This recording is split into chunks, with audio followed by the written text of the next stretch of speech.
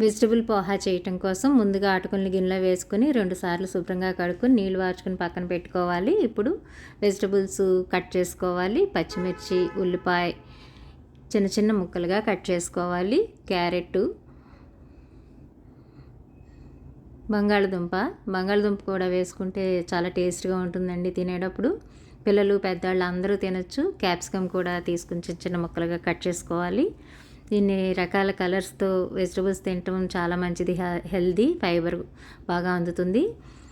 ఇప్పుడు మూకుడి వేడి చేసుకొని 2 గరిటెల నూనె వేసుకొని జీలకర్ర, ఆవాలు ఇవి వేగాక కొద్దిగా పల్లీలు కూడా వేసుకొని వేగించుకోవాలి.